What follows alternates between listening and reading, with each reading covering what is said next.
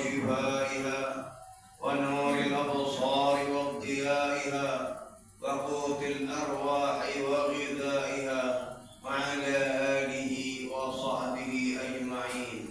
أما بعد فيا أيها الناس اتقوا الله حق تقاته ولا تموتن إلا وأنتم مسلمون.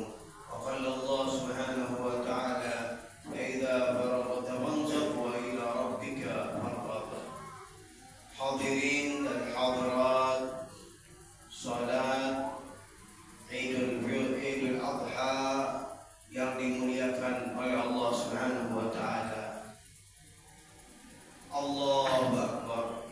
Allahu Akbar. Allahu Akbar. Sungguh Allah Subhanahu wa taala yang Maha Besar, yang menjadikan kita pada saat ini di tempat ini untuk mengambil hikmah yang besar di dalam kejadian yang terjadi di dalam rangkaian haji dan Idul Adha dan hewan korban, yang mengambil cerita itu dari Nabi Allah Ibrahim alaihissalam. Suatu keluarga yang merupakan cermin dan contoh untuk umat, contoh sempurna untuk umat bagaimana yang ada di dalam keluarga yang sakinah, mawaddah, warahmah. Keluarga yang dibentuk, yang tujuan daripada keluarga ini tidak lain bukan kepentingan keluarga, bukan bahkan kepentingan pribadi masing-masing, akan tetapi mereka berjalan untuk apa yang diinginkan oleh pencipta Allah Subhanahu wa ta'ala. Nabi Allah Ibrahim alaihissalam sudah lama menginginkan anak, tapi belum juga diberi. Maka ketika beliau diberikan anak titipan, yaitu Nabi Allah Ismail alaihissalam, maka yang pertama beliau dan ibundanya diperintah untuk hijrah dari negeri Palestina ke negeri Mekah. Maka di Mekah pada saat itu adalah tanah tandus, belum ada apa-apa. Maka ketika Nabi Allah Ibrahim membawa istri dan anaknya yaitu Nabi Ismail, maka diletakkan di Mekah itu fi wadin ghairi dhi zar'in inda baitikal muharram, di satu lembah yang tidak ada tanaman yang tandus, di tanah suci yang Allah Subhanahu wa taala jadikan tanah suci. Coba bayangkan apabila seorang istri dan anak dibawa ke daerah, ke wilayah yang tidak ada penduduknya, hidup hanya berdua, ibu dan anak, dan di situ tanahnya tandus. Ini contoh bagaimana pelajaran untuk wanita salehah. Apa yang dikatakan oleh istri yang tercintai, istri yang taat kepada Allah, yang bertanya apakah ini perintah dari Allah? Maka beliau Nabi Ibrahim menjawab, iya ini perintah. Maka ketika tahu bahwa ini adalah perintah, beliau pun terima dengan senang hati dan legowo. Padahal pada saat itu tandus, tidak ada air, tidak ada mata air di sekitarnya. Tapi karena ini perintah dari Allah, maka tidak bisa bicara tentang tawar-menawar. Inilah wanita salehah yang melahirkan seorang anak yang menjadi anak yang saleh, yaitu menjadi nabi dan rasul. Beliau pun pasrah. Beliau pun mengambil hikmah dari kejadian itu. Maka ketika haus, maka Siti Hajar beliau lari dari sofa ke Marwah, dari Marwah ke sofa, balik lagi, padahal tadi sudah lewat, di situ tidak ada air.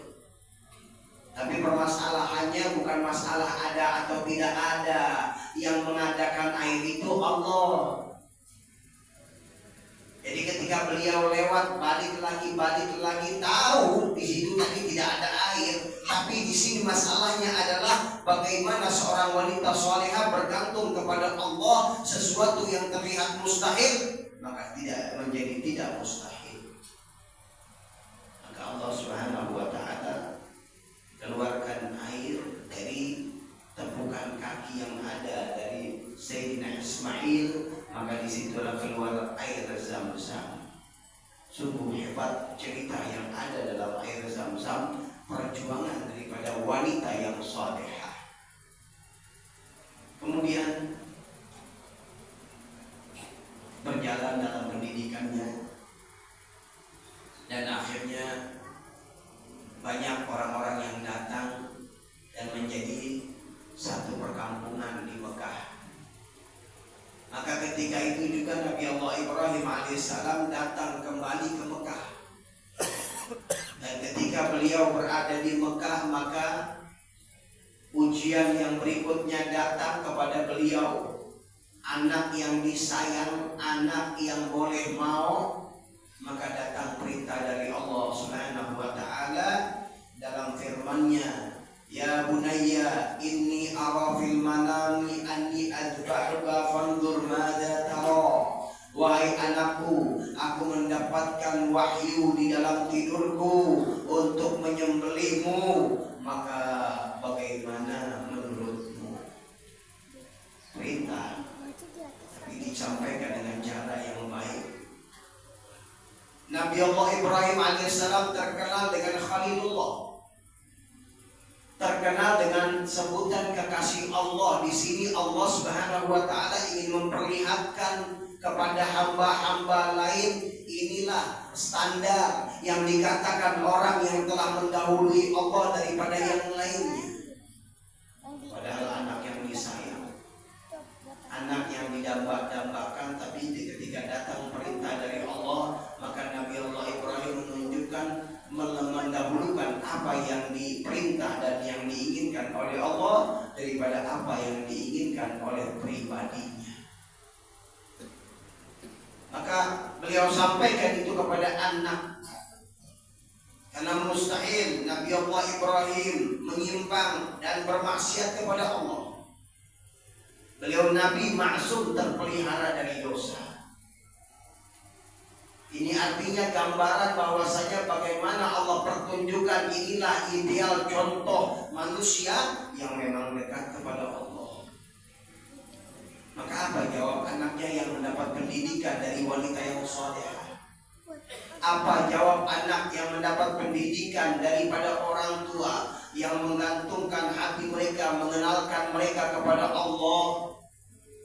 Maka dijawab oleh Nabi Allah Ismail, "Ya abati al-ma tu'mar satajiduni insyaallah minas sabirin." Wahai ayahku, lakukan apa yang diperintah, maka engkau akan dapatkan aku termasuk orang-orang yang sabar. Nabi Allah Ismail, kalaupun beliau harus menjadi korban disembelih, beliau siap. Karena itu adalah garis kehidupannya yang beliau harus jalankan. Ini adalah menunjukkan bagaimana anak mendapatkan pendidikan yang hebat untuk menggantungkan dirinya kepada Allah, memasrahkan diri kepada Allah, sehingga apapun yang terjadi di dalam kehidupannya tidak ada kata-kata protes kepada Allah, akan tetapi menyerahkan segalanya kepada Allah.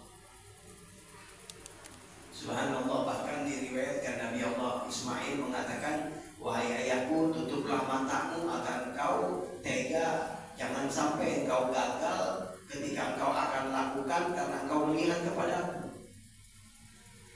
Taat semuanya.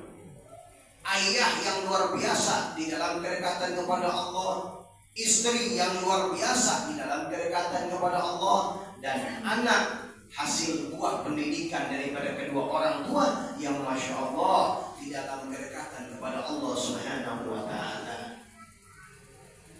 Maka setelah itu datanglah perintah untuk disembelih, beliau pun menyembelihnya.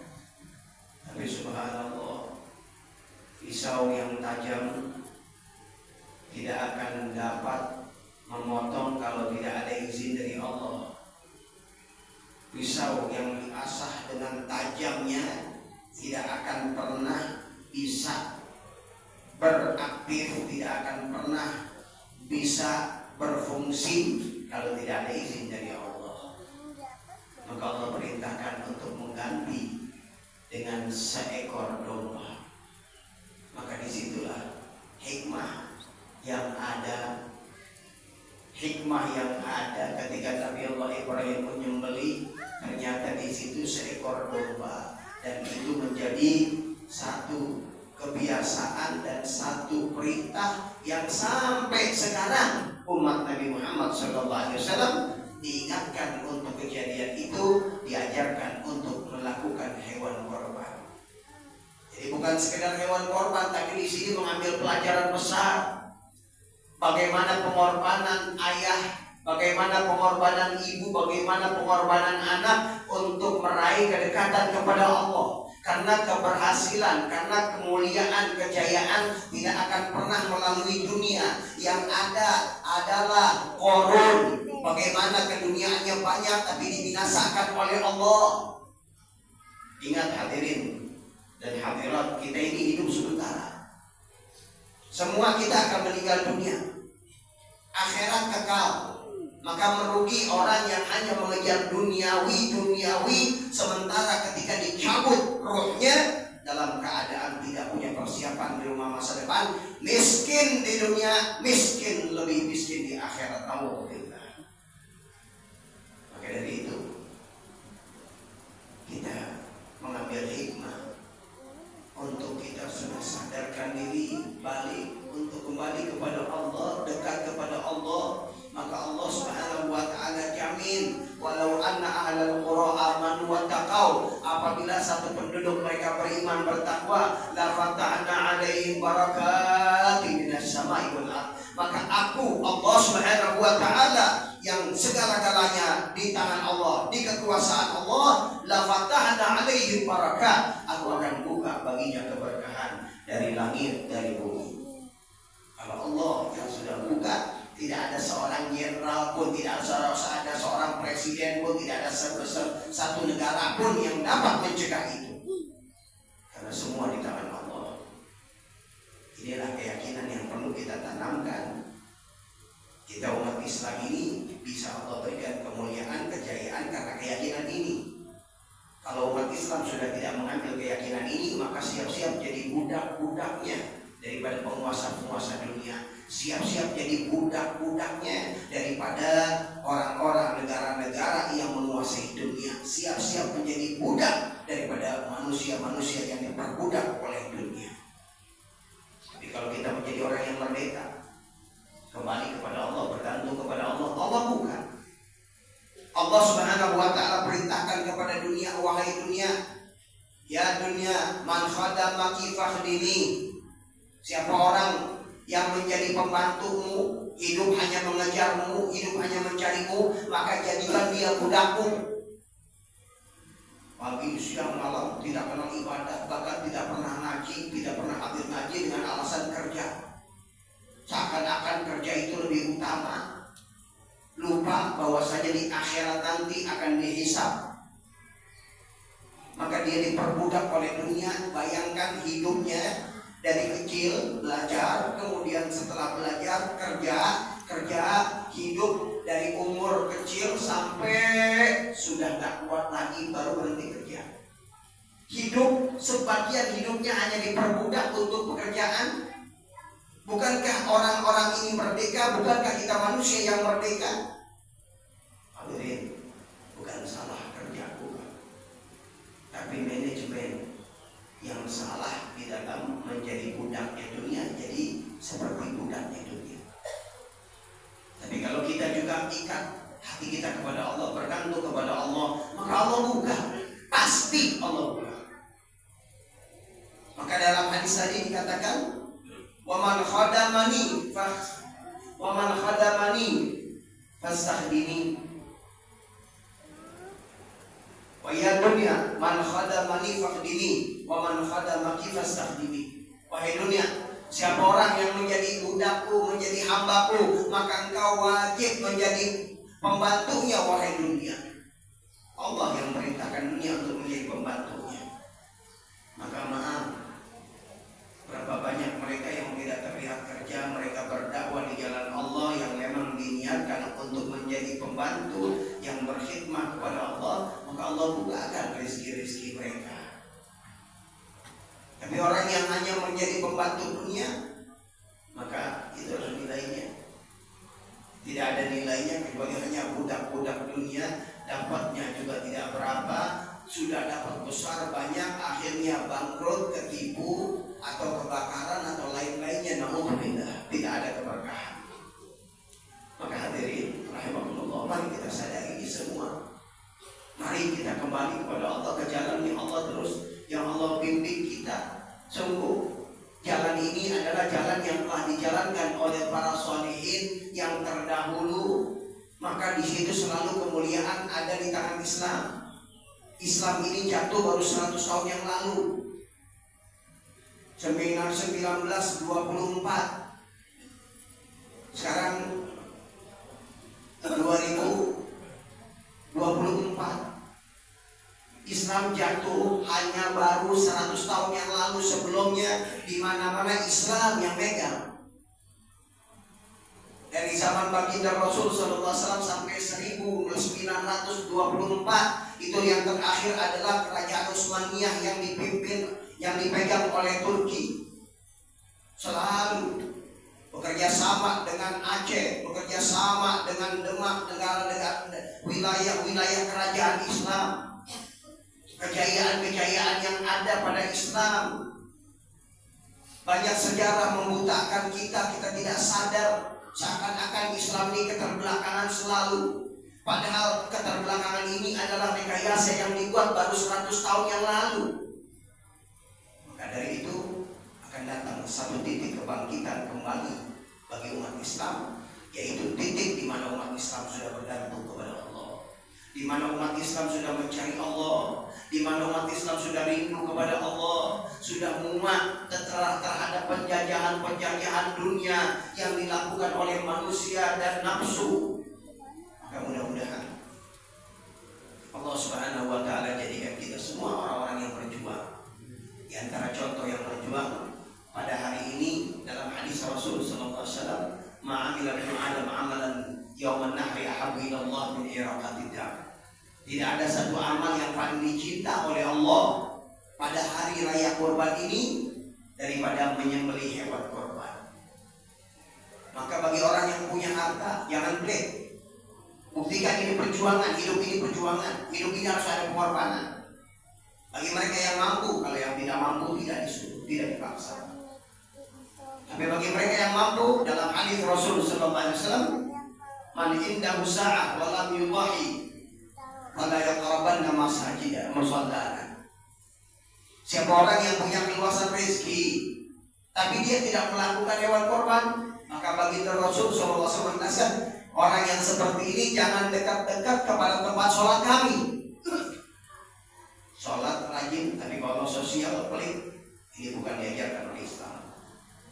Bagus apabila melakukan sholat, tapi kalau tidak berpengaruh, tidak ada manfaat untuk sosial, tidak ada manfaat untuk sekitar, maka ini adalah orang yang mempermalukan nama Islam.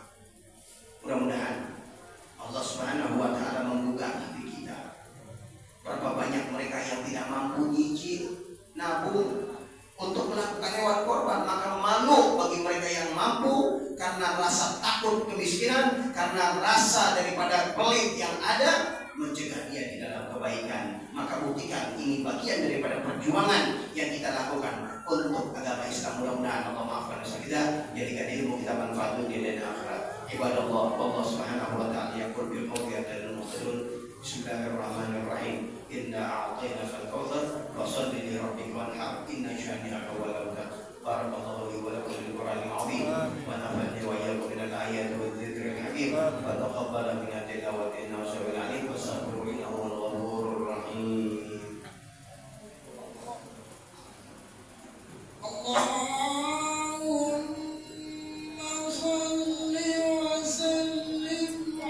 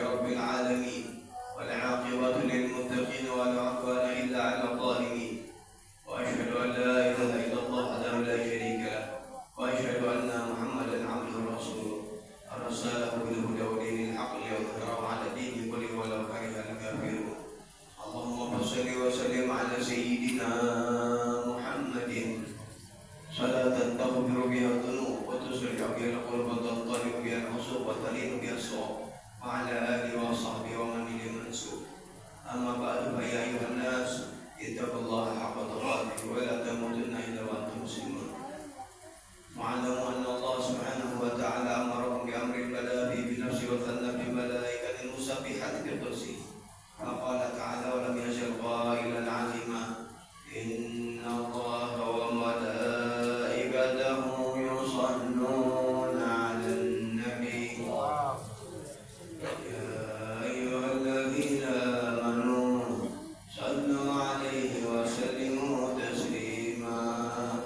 اللهم صل وسلم على سيدنا محمد وعلى سيدنا محمد كما صليت على سيدنا إبراهيم وعلى آل سيدنا إبراهيم وبارك على سيدنا محمد وعلى سيدنا محمد كما باركت على سيدنا إبراهيم وعلى آل سيدنا إبراهيم في العالمين إنك حميد مجيد. وارض اللهم عن أصحاب رسول الله خصوصا الخلفاء الراشدين سيدنا أبو بكر وعمر وعثمان وعلي وسيدنا الباقين رضي الله عنهم أجمعين. اللهم اغفر للمسلمين والمسلمات والمؤمنين والمؤمنات الأحياء منهم والأموات يا قاضي الحاجات ويا كافي المهمات يا رب العالمين. اللهم عافنا واحفظنا وسلم فرجنا والمسلمين.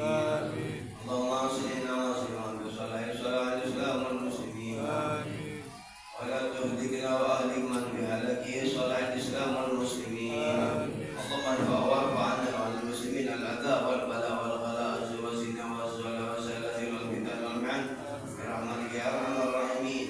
اللهم انصر اخواننا في فلسطين واهلك اعداءك اعداء الدين واهلك اليهود والكفره المشركين ومن عاونهم على معصيه برحمتك يا ارحم الراحمين يا ارحم الراحمين يا ارحم الراحمين. ربنا آتنا في الدنيا حسنه وفي الاخره حسنه وقنا عذاب النار. وصلى الله على سيدنا محمد وعلى اله وصحبه وسلم. سبحان ربك رب العزه عما يصفون وسلام على المرسلين الحمد لله رب العالمين.